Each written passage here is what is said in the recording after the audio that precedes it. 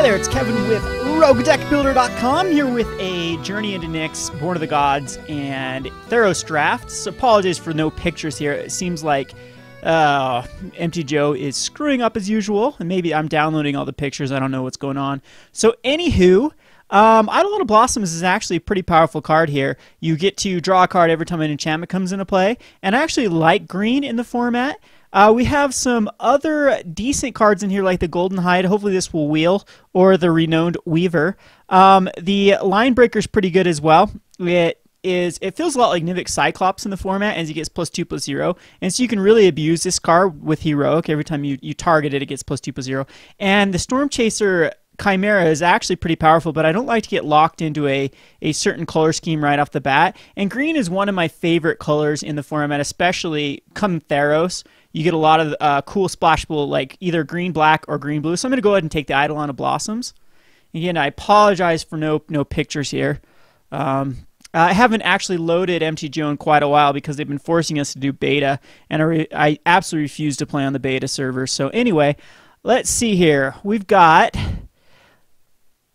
some decent cards here as well. I actually like this Feast of Dreams a lot because there's so many enchantment creatures, or so you see, the destroy target enchanted creature or an enchantment creature. So if it's an enchantment creature, that's usually the bestow guys. You can destroy that, or if they just play it by itself, or if they enchant something with the bestow, then you can kill the thing that's bestowed. So I'm a big fan of that. I'm also a big fan of the Theros. Any of these Thunderhoofs or these Centaurs with Heroic are pretty good because they get big late game. Let's see what this Strive one does here. Okay, doubles the number of +1 counters. You can definitely make a deck around that, but of course it's something you wouldn't want to pick right off the bat. And whenever, this is actually another great constellation. Whenever an enchantment comes into play, you get to deal 1 damage. Red seems actually pretty good in this pack. I might actually just go ahead and take it. I kind of want to take this Feast of Dreams, and Blade-Toss Boar is pretty good as well. But I think I'm going to just go ahead and take the Feast of Dreams. I absolutely love this card, and its removal, I tend to value removal a lot in this format. Of course, removal is really good in draft, but in Theros, Journey, and Born of the Gods, removal seems to be even more powerful than in the previous formats like Return to Ravnica and whatnot. So anywho, let's see what we have here. We got this Disciple of Deceit is okay. I don't know. It's just so hard to actually work in a draft format.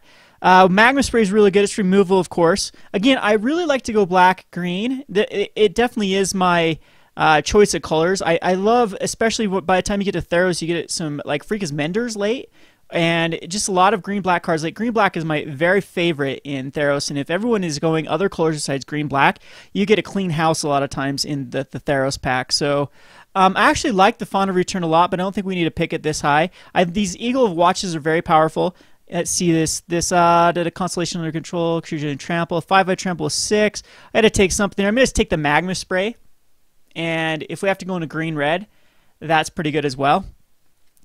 So Dictate of the Twins Gods is okay. It helps your opponent as much as it helps you. It's something I don't think you would really want in draft. Griffith's Insight's nice, but in draft, again, it's not a playable card. We got Grim Guardian, which is absolutely one of my favorite cards. It's whenever an enchantment comes into play, you get an opponent loses 1 life. So we have a little theme starting right now. Let's see what else we have here. Jesus, it's hard to actually know the cards by their pictures. Fawn of Fire is actually pretty good in an aggressive red-green. And then we have the Satyr Grove Dancer is actually not too bad. It's either a 2/2 bear for 2, or you actually get to pump something else up. And Riptide Chimera is actually good. You do have to return an enchantment, but sometimes you can combo with that. So I'm thinking that I'm going to go ahead and just take the Grim Guardian. I really love the card. It's very grindy. It's a 1/4, and it's perfect for our strategy we're trying to go here, which is a green-black, either mid-range or control. Now, let's see here. We got Freakus Chosen, which is absolutely one of my favorite cards in the format. We have another Constellation guy. This one gives Intimidate, which is actually very powerful. And another Riptide Chimera, a 1/1 unblockable. Whenever this attacks scry 1, I love this lizard in an aggressive strategy. But I think that we are going to go the control route, and Freakus Chosen is one of my absolute favorite cards. The pre-release that I won went 7-0. I had 2 of these guys, and they by far were my MVPs because it traded with everything in the format. Like Nessian Asps, it traded with. They could not attack with anything that didn't have first strike into the Freakus Chosen. So I'm gonna go ahead and take it. And I'm really liking these kind of signals. We're getting some some really good black cards. Of course, this is still quite early, so they could be taking bomb cards over it, but it's a good sign nonetheless. We got an Aspect of the Gorgon, which is okay. It gives something Death Touch, and a Return Reveler. It mills you and mills them. Not that great, but we have this guy that can turn into a 1/3, and we do want a little bit earlier drops for the curve. This Eidolon of Rhetoric's pretty good for white that wants to be more of a controller out, so 1/4 for 3 is really good in this format as well. Not a big fan of the Harvest Guard here, as it prevents all damage that would be dealt to target creature, and it's just kind of weird. I've tried to play this card a lot, and it just doesn't really work in any sort of strategy you want to be going. I love the Oppressive Rays, but I'm going to go ahead and just take the Renowned Weaver. We do want another 1-drop. They can either trade early with a lot of the heroic cards from the red-white heroic strategy. And Laguna Band Trailblazer is really, really powerful in the format. It gets big. It's like a 0/4 for 1 isn't bad. I mean, a lot of times you would just like a 1/1 that has heroic over it, but I mean, a 0/4 can block, and really, it dodges a lot of removal. A lot of the removal is 3 power and toughness, like the bolts of Keranos, and like Way to the Underworld. There's a bunch of things. So just like one heroic card gets it out of the way of Lash of the Whip. So it's a pretty powerful card. But Font of Fertility is a good pickup here. We could always splash another color here. I do like Starfall, but I don't know. And this might be a sign that red is open. But I gotta hurry and take a card here. I think I'm just gonna take the Font of Fertility. And if we need to splash a color, we can. So Dictative of Karametra is pretty powerful because you get a flash in at your opponent's turn, but in a draft, it's really hard to kind of work around. We have Cruel Feeding, which isn't bad for a heroic strategy. +1 plus your own lifelink to all your creatures is pretty powerful. I mean, for 4 mana, that's 2 creatures get +1 plus your own lifelink. We have Mortal Obstinacy, which is okay. We have an Eagle to Watch, but I think I'm just going to take another Renowned Weaver. And we are just going to go for kind of a control route, and hopefully we pick up some good black and green cards later that will kind of curve us out nicely. I'm going to go ahead and take one more Renowned Weaver, and we're good on 1-drops now. So I'm glad the Dead Bridge Lampad's actually wheeled, because it's very powerful actually. With if we go into the kind of green monsters, like Nessian Ass later game and stuff like that, whenever an enchantment comes into play, you can make a card, particularly one of your big guys, have Intimidate and actually get through for the rest of the damage. I think it is better than the Oakenheart Dryad, so we'll take the Dead Bridge. And Font of Return is actually pretty good. Destroying an enchantment or land is actually very good in the format. I'm actually a fan of the Thassa's Devourer, as you can actually go a nice little mill strategy with enchantments, but of course you really have to go heavy into that, and we didn't take the black cards, the 1/3s that milled. So it's either Font of Return. I'm going to take the Font of Return. It's 3 cards for 1 that you get back from your graveyard, and we have a lot of 1-drops that are going to be dying, so it's going to combo very well with our strategy. Nature's Panoply, that's pretty good, as if we get heroic stuff later on, it would work. But I'm going to go ahead and just take the creature, the Grove Dancer, and we might actually use it. And we are into kind of a little enchantment strategy, so I can definitely take this Krufix Insight, because it can get 3 enchantments. And, of course, just take that and the land. And I apologize if I'm talking really fast and whatnot. The draft, to explain picks is quite tasking, and trying to read and pick. Again, I am pretty familiar with this format, but not the most. And right off the bat, we get a Bomb in red. This is one of the better rares for draft, as each time you get a copy of any creature, and it's an enchantment. And I think that we are going to take, because it splashes is something we can splash. We got the Magma Spray, and we can go into a Jund type list, and there is a Drown in Sorrow, which is very, very powerful, and also this Odinist River Trawler, which with our strategy is actually quite powerful, and we don't even need the actual white. And if we did need to go into white, it would, if we need to splash into white, this guy would get a lot of value. I'm actually not a fan of Drown in Sorrow in this format. A lot of cards just plain dodge it, But I think I'm going to go ahead and take the Fellhide Spirit Binder and try to splash for it. And there's a lot of good red cards that we can splash in like a Jund type list later game, especially if we get some ramp. So I'm going to go ahead and take the Spirit Binder here. Now, what we have here is we have Noble Quarry is actually underrated. It's something that can end the game by itself because all creatures have to attack into it, but I don't think it's second pickable. I think there's some better cards here. We have a very good blue card with the Ari Worshippers. Karmi's Favor's okay. We have a set of Snowsworn's okay. Springleaf Drum is actually very powerful with our 1-drops, and I might just take the Springleaf Drum. It's something that can actually help Inspired if we get some Inspired cards. But we do have some a good card in this Fall of the Hammer. I mean, Fall of the Hammer's removal, it's something that actually triggers off Heroic. But I'm thinking if we are going to go into like a Jund list, I might end up taking this Springleaf Drum. There's just so many things you can actually do with this, and Silent Sentinel is actually really good too. Geez, but I don't think we could splash for that color. So I'm going to go ahead and take the Springleaf Drum, and hopefully we can find something that combos nicely with it. Now, here's this pack's actually really good for us. It's Sky Reaping is actually pretty good because flyers are going to be a problem, and I know I've passed, is this either 2 or 3 Akron Skyguards that have been passed already? And I did pass some blue flyers as well, so we do need some protection from like flyers. Mortar's Resolve is very powerful. It triggers Heroic, plus 1/1 and Indestructible is very good. But I'm thinking Asphyxiate is probably the right play here. We do need more removal, and it's going to be a little bit better than, of course, Searing Blood being double red. Whelming Wave, of course, is really good. I'm hoping the Sky Reaping actually, or the Mortar's Resolve wheels, but the Asphyxiate is definitely the right pick. Now here, since we are going into a Jund control list, the Archetype of Finality is very, very powerful. As it gives all of our guys Death Touch. And everything else in here is subpar. We got a Sudden Storm, which is really good, but I don't think at this point we can go into blue. Necrobite is actually very, very underrated because you get to save your creature and kill another person's creature. And it's 3 mana is actually not too hard to cast in this format. And I hopefully this will wheel and we'll be able to take it. But I mean, we have some pretty decent pickups here, like Mortar's Resolve without wheels would be nice. So I'm going to take the Archetype of Finality. All right, so this is what I'm talking about with the Jund list. We have a Pinnacle of Rage that is very splashable. This Scouring Sands is actually very, very powerful in this format. We have Revoke Existence is very powerful for white. And we have a Starbreaker, which is okay, not the greatest card in the format, as there's just better ways to kill enchantments or auras than the Citizen Starbreaker. So I'm going to go ahead and take the Pinnacle of Rage, and we're going to try to go for kind of a stall route, and hopefully we find some more fixers. And I'm glad I did take that Springleaf Drum because it will help us fix for the red. And we definitely do want to splash for red now.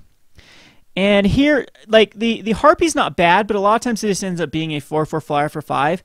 Or they just sacrifice something that's, they don't want anyway. This card is Mischief and Mayhem. If this was an instant, then I would definitely pick it up. But it's so awkward being a sorcery speed. But I think that the Asphyxiate is a blessing at this point. It'll kind of top us off on what we need with removal. So I'm going to go ahead and take the Asphyxiate.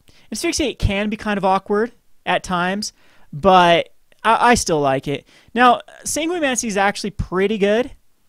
But for 5 mana, you want to be drawing at least 4 cards, so you'd have to have a lot of Devotion to Black. And with our kind of strategy here, I don't think it's going to be very easy for us to get that Devotion to Black. Now, Satyr Wayfinder actually combos quite well with what we're trying to do here. We have ways to get it back with the Font of Return, like all the cards that we mill. So I'm thinking that another 1/1 that helps fix our lands is going to be the right pick here. I mean, Necrobite could be the choice, but I think we're good on removal at this point. And right here we get, oh, look what it does to us. I mean, I got to take the Snake of the Groves. Really, really good card in our strategy. But we could take this Astral Cornucopia, which could, you know what, the Astral Cornucopia is ramp and we need it. And I hate passing up that Snake because Snake is something we also definitely want. Now, Ragemonger is something we could just take because it is in our colors. It is something that we could get more Minotaurs in the next couple packs, and I just don't think that it's worth it here. I think Scouring Sands is just an all-around better kind of sideboard card. against those early 1/1 decks. And the noble query came all the way back to us, and I do think that it is definitely the right pick here. It can just end the game, of course. And Sky Reaping came back as well, so that's pretty good.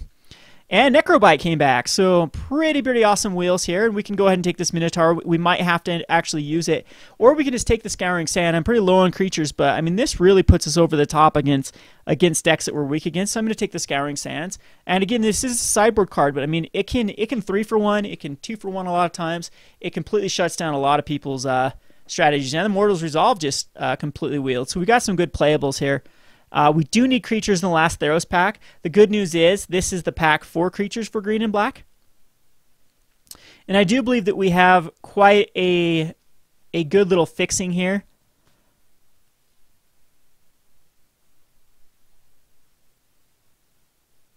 Yeah, and we're good on removal too.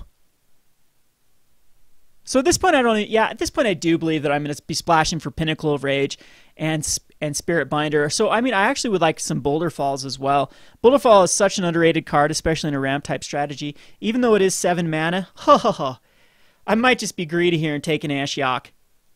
Ashiok can just win the game here. It's a money card. It's something that I could actually splash for. And blue actually has some really good green-blue cards and actually black-blue cards that we could just pick up. This is an awesome pack. We have the Insatiable Harpy, which is good. We have a Death Touch, Keepsaker Gordon, which is actually really good, as it can destroy a non-Gorgon creature when you monstrosity it. I hate being greedy here and taking the Ashiok. At the same time, though, I mean, it is like five or six tickets at least. So, I mean, it's something that we could do another draft with. I don't want to advocate being a rare drafter, but when it's something like Ashiok, which we could actually play, I'm going to take it. So we'll take the Ashiok. Again, that was a bomb pack. I feel a little bit embarrassed taking that, but it is what it is. And there's another Ashen Rider's okay. It's like 3 tickets. It's something we definitely can't splash for at this point. Now the thing is, we have some awesome choices here. We have a Rage of Perforos, which now with Ashiok is going to be really weird to try to cast. We have a Lash of the Whip, which is probably going to get the nod. This will, I think it's a little bit better. Well, this one's Scries than Rage. Instant speed versus sorcery speed, though. I think the Lash of the Whip is the right play here. We're going to take the Lash of the Whip. And both of these are pretty good. With Rescue, we have tons of things that are actually milling and comes into play effect. So Rescue Underworld's actually very good. And Read the Bones, though, is probably going to get the nod. It's just too powerful to pass up. Everything else in here is kind of weak for our colors, but again, now we can actually go into a blue if we want to try to go for blue. Like Almond Speaker would be good in this kind of strategy, but it's going to be Read the Bones. And there we go. See, this is what I love. Stuff like Freeka's Menders now. Hopefully we can pick them all up. It is a very, very good card. 4/3 brings back a card. Also, this Vulpine Glass, exactly what we want to see. The Kragma Warcaller, hopefully that wheels, as it can be a finisher by itself. Or, I mean, we do have other Minotaurs, but I absolutely love Sip of the Hemlock as well. But I think the right player is just to take the Mender, because of course it is in our colors. Let's see here. Destructive Reveille is nice. Might actually take it. But, I mean, this also destroys an artifact or enchantment, and you get Scry 2/4. It is a little bit more, higher casting cost, but it's something that, yeah, it's definitely between these two. And I think it's going to be the Artisan's Sorrow. And now we're really good on removal now. Nothing too juicy here. I think we just take the Ill-Tempered Cyclops. We do need some more creatures. I think it's a little bit more powerful than the Celebrants, as we are going to try to be monstering this, and we need cards like this to be our finisher. Let's see. Return Phalanx is actually pretty good now that we're going blue, but we get this Grey Merchant of Asphodel. At this point, Grey Merchant, even if it just has to hit for 2, is a lot better than the rest of these cards. So I'm going to go ahead and take the Grey Merchant. And It's going to be the Vulpine Goliath. We actually do need a finisher, so Vulpine Goliath will be the card. And this is tempting. But we're going to take the Traveler's Amulet or the Unknown Shore just to try to completely fix. I mean, we're going to be splashing for the Ashiok. So I think this is going to be a weird. I don't think I'm going to do very good with this deck. It just hasn't panned out. The Rage of Perforos was a blessing to get back. And we have so much removal though, but I am really weak on the finishers. I'll take the Satyr Piper because we might have to play it.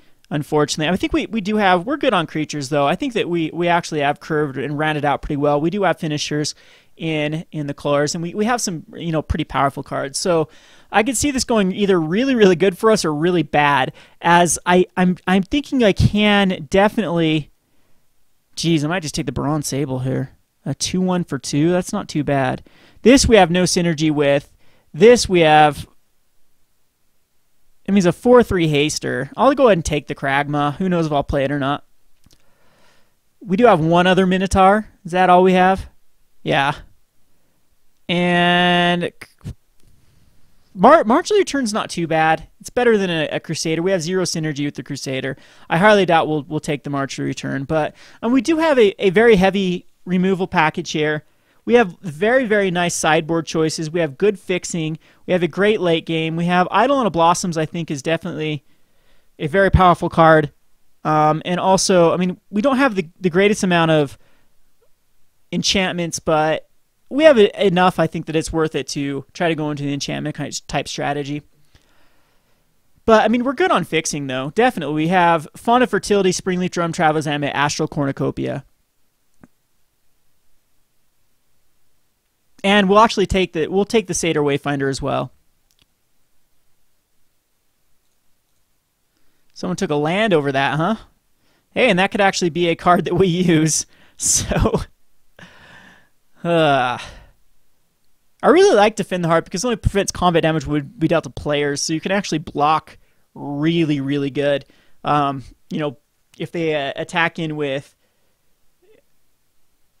lethal, and you can actually prevent the damage to you from the cards that they're expecting to either go through or like trade really heavily with their creatures, and then actually kill all the ones that they're just attacking in for kind of the free damage that they think, because you're forced, like say they have a 6/6, you're in a 6 life, you have to block the 6/6 or you die. Defense of the Hearth is something that then you can let that go through, and then if they attack with their 2/1/1s, and then you kill the 2/1/1s, and it just trades really, really nicely in your favor. There's a lot of scenarios where Defend the Hearth is actually not a dead card. So all in all, I'm a little bit disappointed with this draft. I think we could have done better. I kind of wish I would have gone into a red-white heroic strategy, but I think we have everything we need, which is good, because sometimes you look at a draft and you don't get like enough removal or enough finishers, but I mean we have everything that we really need. We have some early drops here, 3 Renowned Weavers, and to kind of stall. I think we do take kind of this early stall game here. Sky Reaping is definitely, we don't need any of these. These are all, I don't think we even take the Noble Quarry. Well, maybe we do. It's an enchantment. It does work with our strategy. We definitely want the Vulpine Goliath. I'm going to take the Ashiok. We're going to be greedy here. Let's play 1 island. Definitely want the Death Toucher. Magma Spray at this point, I don't think we quite need. I think it will be a sideboard card to bring in, because we're just going to barely splash for these. And I'm going to bring in the Feast of Dreams, or it might be another sideboard card. No, there's too many. Yeah, there's way too many cards in this format that makes this useful. I think Fawn Return is definitely good, and so is the Grim Guardian. Necrobite's something we could play. Reave the Bones is something we could play. Do you know what? I might actually not even go into red. We might not need to. I mean, the Rage of Perforos, Ill-Timbered and Felt. If I do anything here, it would probably bring in the Spirit Binder. I think I will just bring in a 1 of Spirit Binder, and the Asphyxiates can come in. This guy definitely needs to come in. Lash of the Whip is good, Grey Merchant's good, and Archetyped is good. So we do need to make some cuts here. I definitely want the... Maybe we don't need this many Renowned Weavers, but we're so low on actual creatures. I mean, these kind of count as a land together, so I can be a little bit more... I think I'm going to play 16 lands. We have the Satyr Wayfinder so we need to cut 2 cards. I mean, the Springleaf Drum works really well with our 1-drops. And I'm thinking... I mean, Ashiok and the Fellhide Spirit Binder could be the 2 ones that I should be cutting, but they're just too much fun to play. And you know, again, I don't know if I'm really in it to win this draft, more in it to have fun. So I'm thinking the 2 cards that I need to cut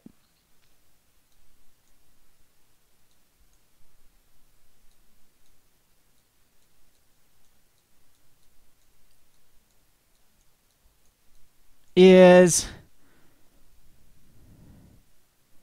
Yeah, I'm thinking these just two Renowned Weavers. Maybe we don't. They just seem very... They're good sideboard cards.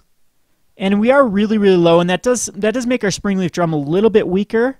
But, I mean, we still have 1, and one of the Freak is chosen. I guess I could cut the Grove Dancer for a Renowned Weaver. Yeah, Grove Dancer is a little bit weaker than the Renowned Weaver.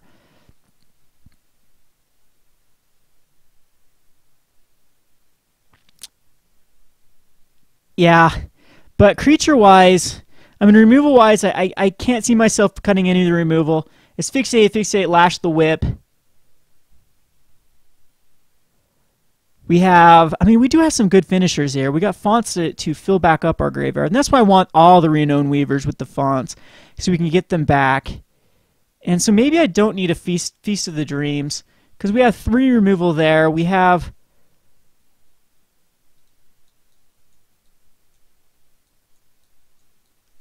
Yeah, we have ways to... Probably need that 4th removal, though. But it seems like it's the weakest of the cards.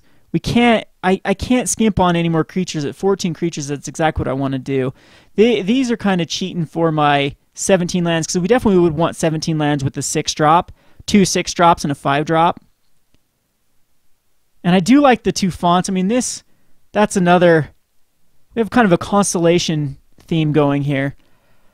I'm thinking this is the right play. I'm going to go ahead and add some lands here. We're just going to add one mountain, 1 island, and 1, 2, 3, oops. Let's go 5 swamps, and two more of each. So 16 lands, we have 1, 2, 3, 4, 5, 6, 7 swamps, 1, 2, 3, 4, 5, 6, 7 forests, and then the 2 of the other lands. I'm going to go ahead and submit this. Again, I don't know how well this deck's going to do. I really want to kind of splash in like the Rage of Perforos, as it's more of a consistent removal. But I mean, we have great sideboard choices against certain decks. And we basically can cover the whole field. I mean, if they're more of a mid-range deck, we can actually bring in more mid-range hate, like the Pinnacle of Rage and the Rage of Perforos. And we can take out some of these earlier drops, like the Renowned Weavers will be very weak. And if they're early, we can bring in these Scouring Sands and the Magma Spray and bring in, you know, some more mountains and whatnot. We can bring in Necrobites. Yeah, Feast of the Dreams, Artisan's Hour is really good. I mean, we have different playables here. Again, I'm hoping this is more fun than anything. I'm going to splash for these 2 bombs because, like I said, we have so much fixing. We have 5 ways to try to find. I mean, Satyr Wayfinder, of course, isn't the most reliable way to find like an island or a mountain, but it helps us find what we need and get rid of like the cards we don't need. And we have ways to get stuff back from the graveyard. We have ways to put stuff in the graveyard. I mean, again, I'm a synergy player. I like little combinations and whatnot, and that's what I get out of draft. And again, this might not be the most powerful draft ever, but I think we're going to have fun with it. Anyway, I guess we'll wait for our opponents to submit their decks. This has been Kevin with Roguedeckbuilder.com. Thanks for watching.